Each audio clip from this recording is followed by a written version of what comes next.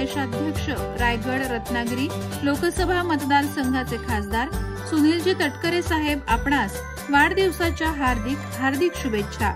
शुभेच्छुक माननीय श्री महेश भगवान बामुगडे, अध्यक्ष दजबा फाउंडेशन संचलित शिवराष्ट्र भारत सेवाग्राम।